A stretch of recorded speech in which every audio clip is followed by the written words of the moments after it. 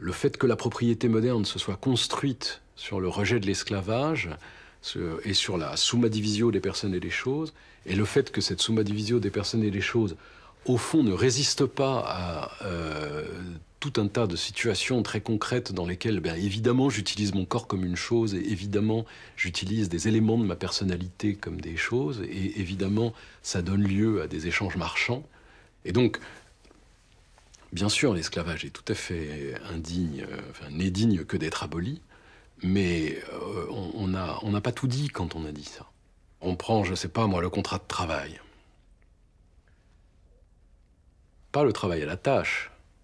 C'est-à-dire, je viens vous voir, je vous apporte un tissu et je vous dis maintenant, vous me faites un costume dans ce tissu et je vous donnerai 3 francs 6 sous. Bon, ça, on voit assez bien. Ce que je fais, c'est que j'achète un service. Mais dans le contrat de travail, il se passe autre chose. Ce que j'achète, c'est la force de travail. C'est-à-dire la disposition de votre capacité de travailler. Alors là, je vais vous dire, cher monsieur, soyez demain sur le chantier de 9h à 5h. Bon, ce qu'on y fera, c'est moi qui vais décider, parce que je suis le patron, donc peut-être on va creuser les trous, peut-être qu'on va monter un mur de briques, peut-être ça, vous verrez bien. Donc c'est pas la tâche que j'achète, c'est la disposition. La disposition, c'est la force de travail, donc c'est la capacité à travailler entre 9h et 5h. Cette capacité à travailler entre 9h et 5h, c'est quoi exactement? Bah, c'est votre corps. C'est vos capacités, c'est votre intelligence, c'est vos talents, c'est l'aptitude que vous avez à fabriquer des murs droits et à creuser des trous profonds. C'est voilà, c'est toutes ces capacités-là. Ça n'a vraiment aucun rapport avec la personne, ça. On peut vraiment dire, il y a les personnes d'un côté, il y a les choses de l'autre. Et alors, qu'est-ce que j'ai acheté, là, exactement, quand j'ai acheté votre force de travail entre 9h et 5h? C'était un petit peu autre chose que juste une simple chose inerte, quand même. Un peu acheté... Bon, alors...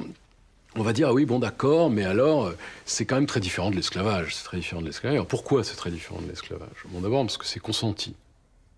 Il y a un contrat, vous avez consenti. On peut discuter pendant des heures. Hein. C'est-à-dire, si vous êtes en train de crever de faim et que ça fait 3 semaines que vous n'avez pas bouffé, je ne sais pas jusqu'où c'est consenti, mais bon, allez, ok, c'est consenti. On va accepter ça.